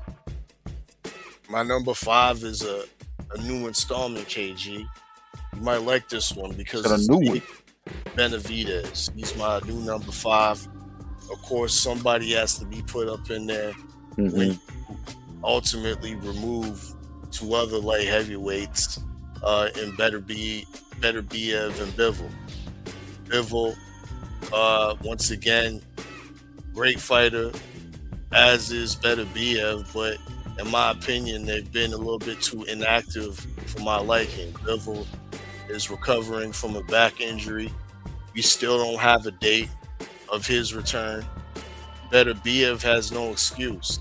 He could have been on that November 19 card, but for some reason he pulled out of that fight against what I deem as it would be a tune-up fight. But there was definitely conversations of him being in a fight with Najee Lopez. That would have been an excellent fight at light heavyweight. It didn't happen. You know what I mean? So that inactivity, to me, kind of bumps you back. Been often injured, delaying fights. Yeah. Speaking of which, the 2 fights between Beterbiev and Bivol, there wasn't any separation. You know what I mean? A casual boxing fan could look at that fight and call both of them draws, because there's not much. There's really not much between the 2 and both of them. You know what I mean? So that puts even a little bit more credence in the fact that none of them, or they both failed to truly separate in both fights. You know what I mean? So they're off my list, KG, and insert David Benavidez, who's looked improved with his boxing ability. He's more than just a come forward, active, punches and bunches type of guy that throws great combinations and doesn't utilize much defense. No, he does have subtle defensive movements. He does have an active high guard that's just not stationary. He's moving his hands. He's parrying with punches and whatnot. Benavidez has shown to have high level skill. We've seen a high level skill come out while a lot of boxing fans were questioning his power at the new weight class at heavyweight. Oh, he didn't get Vostok out of there. Not putting no credence on Vostok being a former champion. That was a high level opponent, but he managed to get Anthony Yard out of there in clinical fashion and great fashion and better fashion than actually Artur Beterbiev did Anthony Yard, and better fashion than Sergey Kovalev did when he was champion, when he faced Anthony Yarde. So, David Benavidez is my new number 5. Devin Haney has returned to my pound for pound list. Back at number 4. I can't put him any higher because of who's in front of him. Mm-hmm. But he has definitely returned after his impressive win against Brian Norman Jr. and the fashion that he won. It wasn't, to me, it wasn't a close fight. It was a pretty decisive victory from Devin Haney, beating the number 1 guy in the division and doing it in the fashion that he did. I got to put a lot of credence on that, especially with all the skepticism around Devin Haney. Even from myself, he proved a lot of my criticisms wrong. Furthermore, the man is an undisputed champion at lightweight. He's a champion at super lightweight at 140. He beat arguably the number 1 guy, number 2 guy at 140 at the time. Took his belt away. So Devin Haney definitely has the accolades, and of course of his recent victory over Brian Norman Jr. I think the number 4 spot is deserving. Bam Rodriguez, the guy who I said earlier on the Beltway. Y'all go check out Supreme Beast Boxing Talk. Bullshitting on the Beltway we was on earlier. We did the early show this afternoon, and I stressed that Bam is a champion simultaneously in two weight classes and 2 divisions. You know what I mean? And that's pretty much unheard of in today's current boxing, especially on the male side. We see that with the females. Of course, the Woke has done that, and she might be currently that right now. But on the male side of things, we rarely see that. I can't think of, you have to go way back when you start to see guys that were holding belts simultaneously at different weight classes, and that's what Bam's doing. Bam's dispatching champions, not just regular mandatories. He's unifying belts, collecting belts, and dispatching champions in quick fashions. He's going over to Saudi Arabia in less than a week's time, you know what I mean, without proper acclimation and knocking out other champions over there. That's what he's doing, you know what I mean? Yeah, that's Bam Rodriguez. He definitely has a skill set.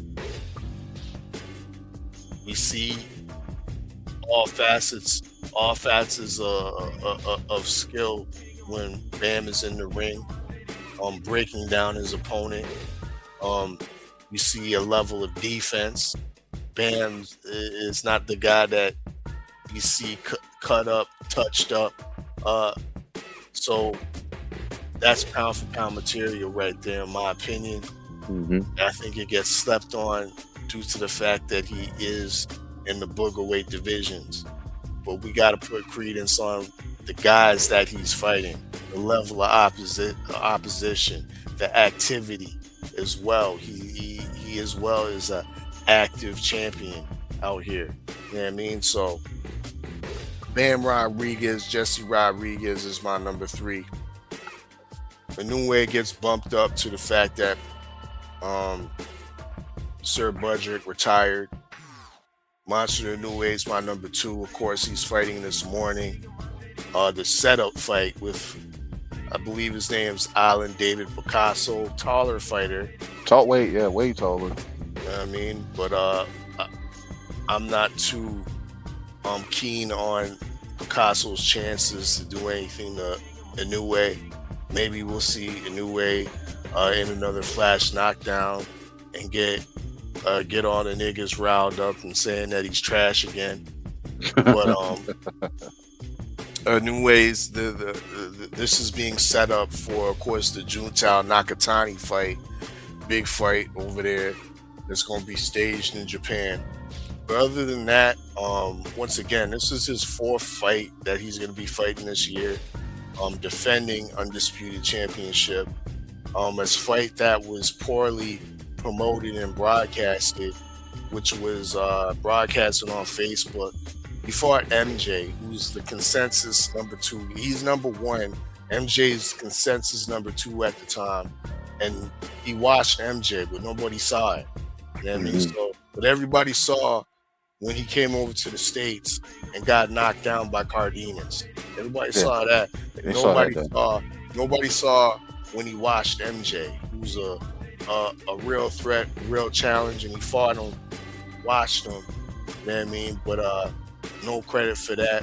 All fellas giving you credit for that.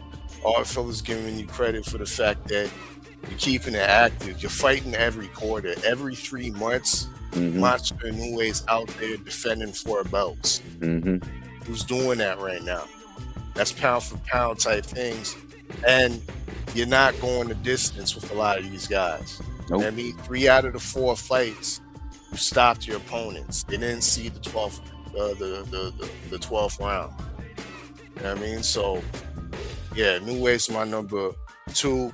Usyk is my number 1, KG.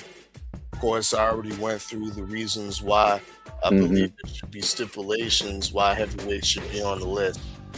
I only stated that because Usyk deserves to be on that list. Accolades is there. The activity is there for me. It's starting to wind down a little bit now, but we're talking about 2025, so it's there. And of course, the weight and size disadvantage into most of his fights. But if we're talking about what he did in his last fight against Danny Dubois, the fashion that he got rid of Dubois, to me, was unexpected. I wasn't expecting a quick knockout. A guy that's not noted for being a power puncher at heavyweight. Those adjustments I was talking about. Indeed. Adjustments, IQ, punch placement. That's why he's my number 1 pound for pound. And before I land the plane, let me also mention that out of everybody on this list, he's still a guy that, unfortunately, due to the situation in his home country, you don't have the luxury of hometown fights. Motherfucking road warrior. He's the ultimate road warrior. Yep. Usyk's my number 1 pound for pound. You know what I mean? My man.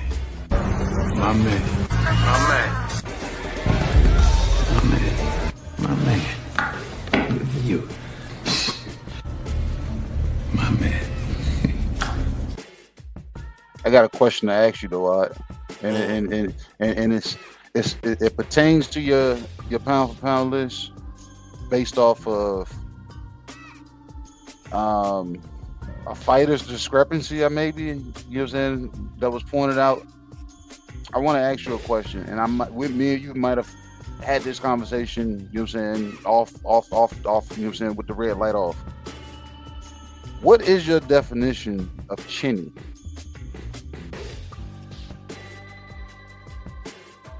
My definition of chinny is a fighter who receives a punch and not necessarily has to get knocked down, but it all determines or is dependent on the reaction, KG. And if there's a reaction where we see wobbliness of the legs, any type of negative reactions where the poker face is gone, Furthermore, what leads to chinniness, or what can also be defined as chinniness, is your ability to recover from those said impacts and those said punches. If the recuperative powers take over a round, take longer than the 10 seconds or 30 seconds, then I think it's fair to question one's chinniness. I think it's fair to put that as a definition into chinniness, as well as just the initial impact and reaction. Because recovery plays a big factor for me, bro. How did you recover from getting hit? It's not about, I'm not fast forwarding to the end of the fight where there's you either won or you lost. I'm talking about in that pocket of you getting hit with said punch. How are you recovering? And how often are you getting hit with that same punch where you have to constantly recover? What are your recuperative rates, you know what I'm saying, recovery powers about? Because anybody can get dropped. But the thing is, what are you doing when you get back up? Are you on your bicycle? Are you holding? Are you hugging? You get what I'm saying? Like, what are you doing to get your faculties back in order? And how long does it take? And once you get them back, what are you doing? Have you changed the energy in the ring and become a completely different fighter? Or did you bite down on that mouth guard and go get and turn into a dog and go get it? Guys that usually turn into that dog and go get it, I can't dare call those guys chinny. Because chinny leaves residue on you. It leaves residue on you. Your body is saying, no, don't get me, I don't want to get hit like that no more. You can see it in the person's face. Guys that once weren't defensively responsible turn into them defensive wizards. See what I'm saying? Because they don't want to get hit anymore. They no longer want to fight. You ever been in a regular fight, Odd, and the guy talk big shit, and you probably heard about this guy's reputation. You pop in one real good one, and you see him say, and you can clearly see he don't want no more. He don't want to get hit like that no more. I've seen people check out of fights. That is chinny. But when you're able to stay in the fight, there's nothing chinny about that. You can get dropped every fight. What are you doing when you get back up? Fact. What are you doing when you get back up? Yep.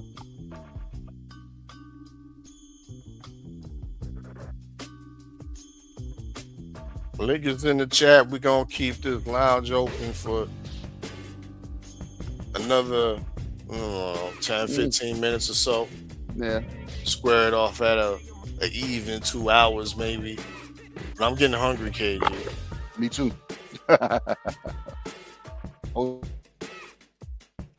So we might have to lock off the lounge slightly earlier if we don't get nobody pulling up to the mic.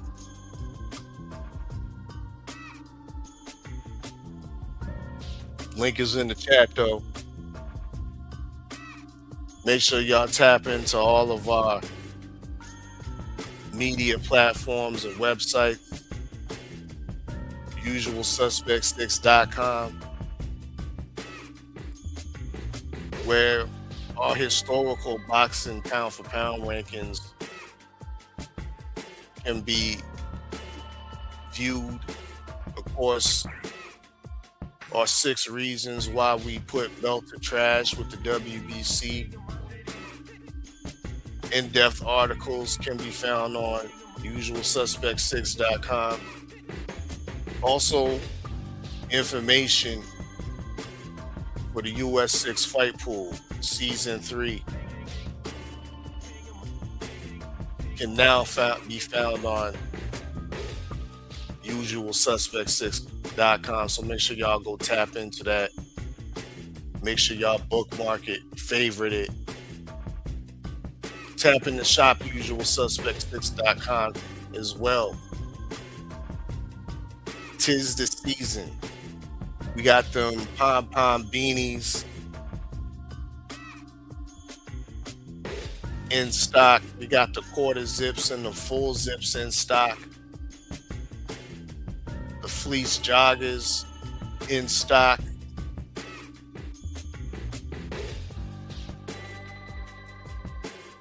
Y'all go tap into that. Y'all see it down below on the ticker. ShopUsualSuspect6.com, because y'all fit the description. Hey, all right. We got another visitor, man. We got another visitor. I don't know how long they've been back there, but yeah. Well, y'all know what it is. That you can remain anonymous. If not, nah, this guy ain't gonna be anonymous. Name, and the mic is yours. Welcome. Yo, what's good, everybody, man? Salute. Hope everybody's doing well in this holiday season. Happy holidays. KG, Oddfella, man, salute. What's going on? Okay, let's properly introduce him, the doctor. We have the crystal ball holder, season 2 crystal ball holder in the building. Salute to TD Sports Talk. Make sure y'all follow TD Sports Talk right here on YouTube. I mean, got the channel popping, as well as on Instagram. You know what I mean? TD, what you want to talk about this evening in the lounge? The mic is yours. And KG, you think we can stretch out the time limit to maybe 6 minutes due to the fact that he's a crystal ball holder? Yeah, most definitely. You know what I'm saying? But he shouldn't be talking so much, man. He's supposed to be resting up, man. You know what I'm saying? He just had like 13 teeth cut out of his face. I had two teeth pulled, and yeah, it's been annoying and awkward and uncomfortable. But you know, I usually go on Friday nights, and I'm not gonna go on Friday. I've been kind of setting some things up with some of my STM members. We're gonna start a new podcast, hopefully in the next week. I got a couple of things lined up. I've been saying I'm gonna drop videos. I'm gonna do that soon. But I wanted to come up and briefly talk about that, but also go into the fact that this platform that you guys have, I don't think people really treasure it and have taken advantage as they should. And I'm wondering if it's because people are just, you know, scary or cowardly, or they rather, you know, be on their own platforms and just spit blateful lies or promote hatred on other fighters. And I'm not with all of that, you know what I'm saying? And that's one of the things that kind of drives me and goes on kind of like these short sabbaticals or breaks, because, you know, we as YouTube content creators, we all over. We like to see what other people are talking about. We have relationships with certain people, talking boxing, and it's just a weird place, bro. And, you know, it's bad when a guy like me, I can't speak for everybody, but I'm a supporter of the sport. As far as I like almost every fighter. You know, you got to really do something crazy where I'm like, you know what, I can't fuck with this guy. You know what I mean? And I want to see everybody win. But when you go to other channels, it's not like that. They only want one fighter to win or two fighters to win, and it's F everybody else. You know, some of the channels will say Devin Haney over everybody. I think that's corny. I think it's okay to say, yo, Devin Haney's my number one guy, and I rock with him and stuff like that. But when you go and you make a statement over and over as Devin Haney over, I think that's corny. That's just me. You know what I'm saying? I don't want to place judgment on people, but it just drives me kind of a little insane because, like I said, speaking for myself, when Devin Haney fought Garcia last year, I went on my dime and I supported the event, and I paid a good price for that ticket, while others went in there as content creators or supporters or media or whatever. And it's like I don't rock with that. I don't support that, and I think that's crazy. And with that being said, you know, I'm gonna transfer it to today. You know, like I think yesterday or the day before, the Ring dropped their top 10, and I think I've seen some people have a problem with Collazo being on the list. And I know people have a problem with some people being so low on the list, and I don't agree with that. I don't even agree with Collazo being number 10. But it's not because he's Puerto Rican. Like, I know some channels say are with that. Because Collazo's Puerto Rican, it's a problem. And you know what? I'm speaking for myself, but what I'm saying is true. I know people are going to be like, oh, man, he's spitting this and he's saying this. Oh, he's just throwing it out there. No, it's true. There's some people that don't like Puerto Rican fighters for whatever reason it is. Maybe they think all Latino fighters are Puerto Rican. You know, they got a problem with Mexicans, so all the Latinos got mixed up in it. And I think that's crazy, bro. You know, and you know, talking about certain fighters, I don't like the top 10 by the ring because I don't like Beterbiev up there. I don't like Bivol up there, and I don't even like Collazo up there. I don't think Collazo's done enough yet to be up there in the top 10. Especially at the lower weight class that he's in. He fights at minimum weight. And Beterbiev and Bivol last fought 10 months ago. And we're almost on a year that they haven't fought, you know, And Beterbiev is one guy that's not even that active. And he's up there in age. So I just don't think him being ranked, I think, 3 or 4? I think that's crazy. You know, they put Bam up at number 3. I don't really have a problem with that. He's been active. I don't like the fact that Devin Haney's number 9. I think he should be top 5. But I think my number 1 pound for pound is between Inoue and David Benavidez. I think those guys go out. They always look to fight the best guys. Inoue's fighting, you know, been defending pound for pound. I mean, not pound for pound, excuse me. Undisputed for a minute now. Active 3 to 4 times a year. Benavidez is always looking for smoke, and it's unfortunate he couldn't get the fights that other people got. I mean, Benavidez has been calling Canelo out for a minute, and Crawford, you know, was able to get that fight and capitalize on it. You know, what if Benavidez would have gotten and capitalized on it? Would people be so quick to put Benavidez as number 1 as their pound for pound guy? I'm not so sure about that. You know what I'm saying? Because he's the bigger man and Crawford's moving up. So it's like there's a lot of inconsistencies that people throw out there, and I just think it's a load of shit. And I know I'm all over the place because I know I'm on a time limit here. But, you know, I think as content creators, we should keep it boxing, and we should be more consistent and not throwing lies out there and trying to trying to kill a person's character and kill a boxer's character just because you don't like the fighter, whether because he's Latino or whether because he didn't fight your favorite fighter or whether he insulted your favorite fighter. I think that's just stupid and corny, bro. And that's what these content creators has been doing for a minute. You got grown-ass men, content creators trolling other pages and other content creators who wouldn't like it if you did it to them. They wouldn't like that shit if you did it to them. But they don't want to go on and they can't even say salute. They want to sneak this. But if, God forbid, you go and sneak this them, oh, forget it. They're ready to just jump out and they're not going to put hands on me because they don't do that. They soft as fuck. But they want to act like they want to start we only talk boxing over here. Come on, man. You don't talk boxing. You talk hatred. You talk about bringing down other fighters. And I'm just not with it. You know what I'm saying? So 2026, we're starting a new podcast on my channel. Me and my guy D Free. We're bringing back Rolling with the Punches podcast, the remake. And we're going to have it formatted. It's going to be well structured. We're going to stick to 1, 2, maybe 3 topics.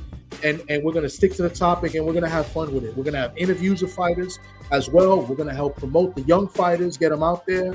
And we're just going to do our own thing and just, you know, not look back and not look at what other people are doing and not care what other people say.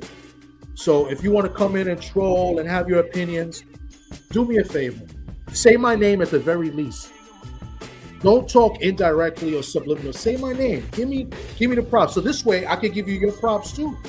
And I can say, and I'm not going to go in crazy. You know what I'm saying? I'll say your name and like, all right, you said this. Now it's my turn to say this about you, and I'll say your name. But please, do me a favor. Say my name. That's all I ask for.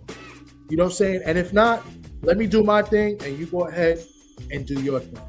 And that's what it is going to be about in 2026. I built a good relationship with a lot of people, including you two guys here on the panel. I think you guys do great work. Obviously, me and KG, we do Tales from the B-Side. By the way, we got a new episode coming up this Sunday. You don't want to miss. KG works very hard behind the scenes. I appreciate that. Man, our fella, I got to, converse with him a little bit more, and even with the messaging and stuff. I appreciate the work that he does. And these two guys are real boxing supporters. And not to take away from the people that are watching right now. I know there are other people like KG and Oddfella, but those are the type of people I want to be around as far as doing this content. You know what I'm saying? Because I go to these fights. I interact with some of these fighters and some of these other media people. And how is it that I'm going to go in and talk shit about a fighter and criticize them, and they want to go and be their friend and ask for an interview at the same time? That's crazy. And I see people do that. And that's nuts. I see people call the worst names you could think of about these fighters, but then they want to go up and try to talk to them and ask them a question. I'm not trying to do that. I'm trying to build and be respectful. If you want to be disrespectful, don't do it with me, because then I'll do it back at you. And that's what I want to close. I mean, positive vibes for 2026 to everybody. But enough is enough, man. We got this good platform here where people should come on, speak their mind, let it all out, and then feel better afterwards. Let's take advantage of it. You know what I'm saying? And I'll just land the plane on there right there. So once again, I appreciate you guys. Thanks again for letting me come up here. And thanks again for having this platform. My man. My man. My man. My man. My man. My man. Good for you. My man. Man, Thomas came in here on that good dope. Man. God damn, hey, send me some of them in the mail, man. You know what I'm saying? You got any more in that prescription, or was it only like a week's worth? It's only like about a week and a half's worth. Oh man! And I go back on Monday, so they might. Just send me half of one or something, and send our fella walk the other one across the border to his ass. Cause that's I got a you. ball pack right there. Yeah. I got you. Okay, he came in here hot fire with 13 out of the 32 teeth gone. Man, appreciate you, Thomas. Really do, bro. Y'all make sure y'all subscribe. TD Sports Talk. The reemergence of Rolling with the Punches podcast. Oh, I like that. I like the sound of that. Yeah, looking forward to that. Mm-hmm. Hell yeah, man. What else you got? All right, we got 2 minutes left, or 1 minute and 13 seconds left. Per your clock. Per my clock. Yeah. We might have to run some outro commercials. You know what I mean? With the minute we got left. You ain't lying. Salute to everybody up in the chat. Happy holidays. The lounge will be open, of course, in the new year. Indeed. Bro, I'm looking. Would this be the last open mic of 2025, or do you see us doing a new year, new me, new version, new something to let the people know about everything we got coming in 2026? Yeah, I foresee something happening. I don't know if it's gonna happen just before the new year though, but because that's almost upon us. Yeah. Everybody, y'all keep y'all ears to the street, man. You know what I'm saying? Any damn thing that y'all see US6 on, it's gonna have us on it. Trust and believe that. You know what I'm saying? So But we got Tales from the B-Side upon us though. We damn sure do. You know what I'm saying? This Sunday at 7 p.m. Eastern Standard Time, myself and my boy Thomas from the Bronx, we're gonna be chopping it up with Clarence Bones Adams, former fighter, current trainer. and he's trained some of you guys' favorite fighters, gym mates, if you want to say it like that. If you want to say it like that, yeah. Some of your favorite fighters, gym mates, currently, and in the past. And they've said the same thing that we've probably said about these guys. Why the fuck they not fighting? You know what I'm saying? Y'all tap in Sunday. You know what I'm saying? Me and TD, and we gonna be getting not no tea, not no fucking deets. We're gonna be getting real boxing, you know what I'm saying, business and real boxing, the A side and the B side of things. You know what I'm saying? Coming from Clarence Bones Adams. So y'all tap in then. Indeed. Until next time. Until The Usual Suspect.